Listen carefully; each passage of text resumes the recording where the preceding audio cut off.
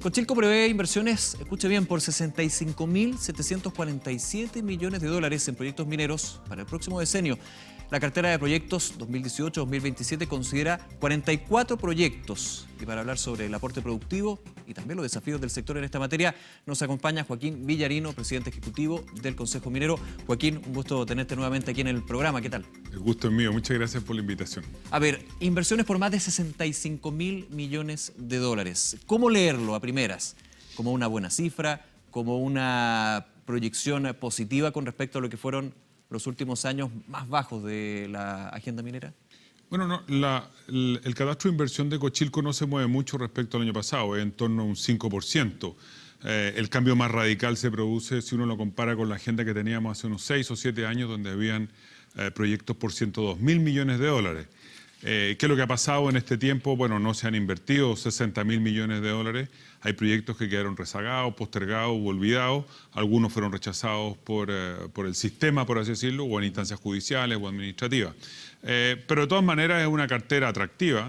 La minería sigue siendo una de las locomotoras que tira el crecimiento del país y por lo tanto tener la posibilidad, el potencial de desarrollar inversiones por esa magnitud, creo que es una estupenda noticia para el país. Sin lugar a duda, esta buena noticia va acompañado de nuevos requerimientos que hemos ido conociendo en los últimos años. Requerimientos de tipo ambiental, requerimientos de demandas de las comunidades, requerimientos tecnológicos, requerimientos de productividad. Bueno, tú los conoces muy bien y si quieres detenerte en alguno de ellos, encantado. Y vamos también a eso, pero antes quiero ir al punto que tú señalabas. Obviamente el catastro no se mueve mucho, hay muchos proyectos que quedaron en pausa. Y de hecho se nota cuando dentro de este catastro hacia el 2027 solamente hay 6 nuevos proyectos. ¿Preocupa en el Consejo Minero, preocupa en la industria de que solamente tengamos 6 proyectos? Todos los proyectos mineros siempre hay que verlo a largo plazo, nunca corto. Pero cuando hablamos de 2027, 6 proyectos, ¿es una cifra baja de lo que podría en el actual contexto suceder? No, no es una cifra baja. En esto hay que ser realista.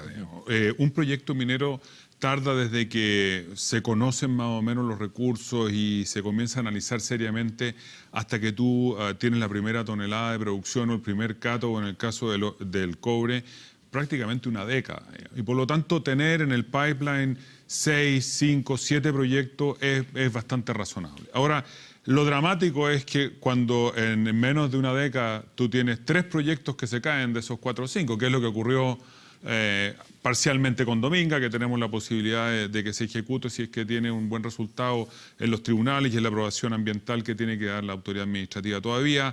Es lo que ocurrió con otros proyectos que todos conocemos, como el caso de Pascualama o como fue algún otro proyecto en la tercera región. Claro, Esas son un tema que también es bien interesante, porque un proyecto binacional donde por el lado argentino estaba todo listo y aquí fue el problema.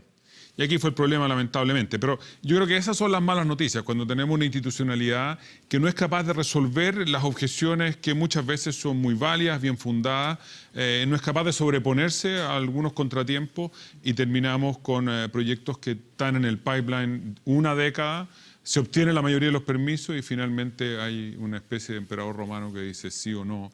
Y eso no es muy sano. Ahora, me parece que se han ido solucionando muchos de estos problemas y hemos visto ya con la Comisión Asesora Presidencial para la Reforma del Sistema Ambiental buenas noticias. Hemos visto un proyecto de ley que reforma el sistema ingresado durante este gobierno que tiene aspectos muy rescatables, otros que nos parecen que habría que revisar y mejorar.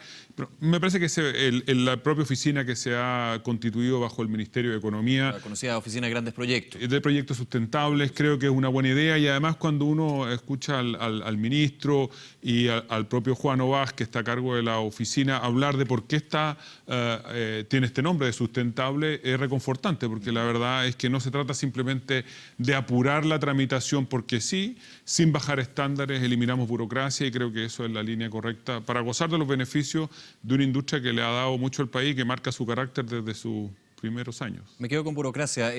Palabras del presidente de la República, ministro de Minería, donde yo he escuchado varias veces, se reitera este concepto. No puede ser que un proyecto minero se demore 5 años en saber si se va a comenzar.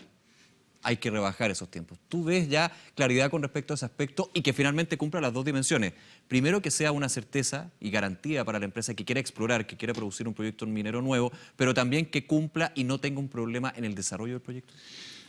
A ver, yo creo que la preocupación es razonable y bien fundada. El informe que hace la Comisión Nacional de Productividad a fines del año pasado demuestra que Chile pierde productividad porque tiene un sistema de aprobación de proyectos ineficiente.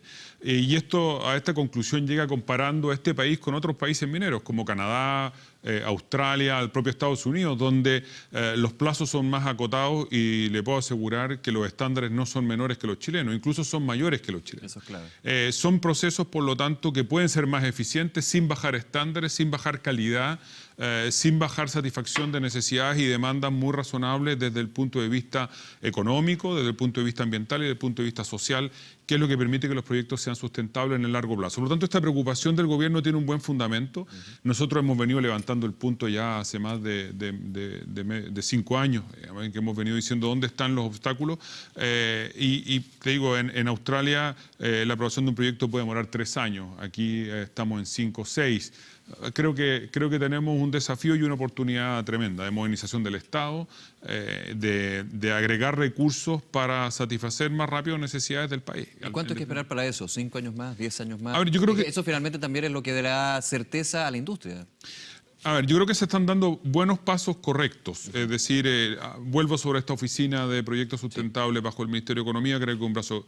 El Ministerio de Minería ha organizado también una oficina que está colaborando a coordinar el funcionamiento de los servicios. Y creo que también es una estupenda noticia. Hay una preocupación desde la Comisión Nacional de Productividad en analizar permisología.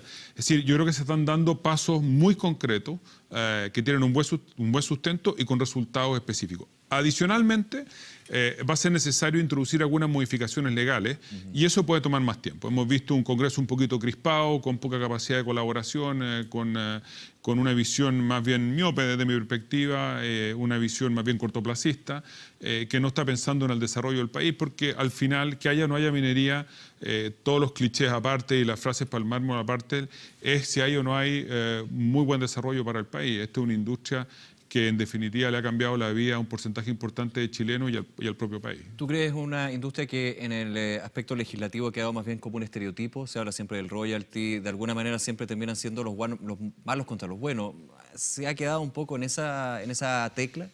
A ver, yo creo que hay sectores que tienen una posición bastante ideológica respecto de la industria minera, que no tienen ningún interés en conocer de fondo qué es lo que hace la industria, que se quedan con algunos pasivos negativos evidentes de la industria minera, pero que son, la verdad, análisis un poco injusto, porque cuando uno analiza con estándares del 2018 conductas o actividades que se realizaron el año 60, 70 u 80, la verdad que nadie pasa la prueba de la blancura, no solo la industria minera, ni siquiera nosotros que podríamos decir fumábamos en los restaurantes o se fumaba en los aviones o se circulaba, digamos, en auto a 110 kilómetros por hora sin cinturón de seguridad, y hoy día nos parece todo esto que atenta contra algunas cuestiones básicas de convivencia, de salud, etc. Es decir, los estándares van cambiando y uno no puede juzgar la historia con los estándares actuales. Puede tener un juicio más o menos negativo, pero no por eso condenar definitivamente la actividad. Creo que esta es una actividad que ha hecho mucho más por el bien del país que por el mal, y en los últimos años y las últimas décadas, los primeros que comenzaron a hacer estudios de impacto ambiental, incluso antes que la legislación fuera obligatoria, hemos sido nosotros. Esta es la industria que tiene más requerimientos para entrar en funcionamiento, 1.500 permisos a 1.800 permisos para echar a andar un proceso. Recicla el 78% de sus recursos hídricos. Solo utiliza por cifras públicas dadas por el aparato público el 3% de recursos hídricos del país, y en zonas mineras el 4% en promedio desde Rancagua hacia el norte. Es una industria que fue la primera que se embarcó en la eficiencia energética a través de un convenio con el Ministerio de Energía. Es la primera industria que invirtió en serio en energías renovables. Es una industria que ha cambiado la forma de relacionarse con las comunidades, generando convenios de ganancia recíproca y valor compartido. Es decir, es una industria que estableció en Chile unos estándares de seguridad laboral que la han llevado a tener los mejores ratios en accidentabilidad. Entonces, la verdad que cuando caemos en estos estereotipos de que esta es una industria que hay que eliminarla del país, está basada fundamentalmente por algunas concepciones ideológicas medioambientalistas, un poquito radicales, o están basadas lamentablemente en desinformación, como yo he dicho algunas veces con algo de de falta de respeto quizás y le puede molestar a Políticamente alguien, incorrecto, digamos, digo. políticamente. Yo creo que a algunos honorables le hace falta un poquito de cerro. Sería bueno que conocieran un yacimiento minero, que conocieran una localidad que vive en torno a la minería y se sorprenderían de la calidad de los trabajos y del aporte a mejores condiciones de vida a mucha gente. En ese aspecto, Joaquín Villarino, ha cambiado también la relación de las empresas de la minería con sus trabajadores y de los trabajadores también con la minería. Y si han sido cambios positivos, porque muchas veces los cambios no tienen por qué ser buenos, a veces pueden ser malos, de hecho. Y eso te lo pregunto también desde el punto de vista de lo que han sido las negociaciones, los periodos de negociación colectiva en las últimas semanas y también lo que sucedió, por ejemplo, en Codelco. Había mucho temor con respecto a lo de Escondida. Se aplazaba de alguna manera el contrato colectivo. Finalmente, todos respiran más tranquilos, pero obviamente ha habido un análisis bastante más en profundidad pasando a lo que ha sido también el contexto. 4 años donde los precios de los metales claramente hacían más tensa la relación. Bueno, esto ha cambiado por los precios, pero finalmente se mantiene esa duda. A ver, yo te diría que la industria minera es bastante ejemplar y líder en las relaciones con sus trabajadores, sobre todo con el mundo sindical. Si existe un sector productivo en este país que tiene sindicatos fuertes, bien organizados, con líderes responsables, la mayoría de ellos bastante visionarios y que han contribuido de manera decisiva a la consolidación de un sector productivo que es líder en el mundo. Digamos, Chile, si hay algo que es campeón del mundo en la producción, en cantidad y en calidad de cobre, ninguna otra cosa la hace igual de bien, de verdad, digamos. Y por lo tanto yo creo que actores fundamentales de aquello también son los trabajadores. Y por lo tanto yo me atrevería a decir como primera frase, las relaciones laborales con los trabajadores al interior de la industria minera son más maduras que inmaduras, son más positivas y me atrevo a decir que el vaso está mucho más lleno que vacío. Son más constructivas, que también el punto ahí que sí, yo creo que en la gran mayoría de los casos lo que vemos son negociaciones colectivas constructivas. Yo creo que, por ejemplo, en lo que hemos visto en los últimos 2 años, claro, todo el mundo pone el centro de la atención en la negociación colectiva que existió en Escondida, porque tuvo una paralización de 44 días, que tuvo un efecto económico en las cifras macroeconómicas del país durante el primer trimestre del año pasado. Pero nos olvidamos de las restantes negociaciones colectivas que suman más de 20 que hemos tenido durante el año, donde no ha habido huelga, donde se ha cerrado dentro de los periodos de negociación, con mayores o menores tensiones, pero en términos que van haciendo que los contratos evolucionen. Yo veo cada vez dirigentes sindicales más maduros y sobre todo administradores de compañías mineras, los encargados y responsables finales de las compañías, entendiendo que esta es una relación recíproca de largo plazo y que le da sustentabilidad a la industria. Esta es una industria, creo yo, que tiene mucho que mejorar todavía, sobre todo tenemos muchos desafíos de productividad y tenemos muchos desafíos derivados de las incorporaciones tecnológicas que en algunos sectores se puede mirar como una amenaza, pero que nosotros miramos como una tremenda oportunidad para el país. De mano de la minería podemos tener un desarrollo tecnológico tremendo en torno a la misma. Esta puede ser una industria tremendamente virtuosa en ese sentido. Eso es lo que de repente me produce una cierta angustia. Me encantaría que fueran y conocieran lo que es un yacimiento minero y vieran la innovación tecnológica que existe ahí dentro. En general, el resumen, yo te diría que salvo excepciones y lunares que no son muy bonitos, en general las negociaciones colectivas, la relación con los trabajadores son maduras y miran el largo plazo. Bien, Joaquín Villarino, presidente ejecutivo del Consejo Minero, nuevamente gracias por acompañarnos aquí en la mesa de Reporte Minero. Muchas gracias por la invitación. Muy bien, muchas gracias. Vamos a hacer una pausa, nos quedan más temas, entrevistas que vamos a estar aquí abordando en el programa, no se vaya.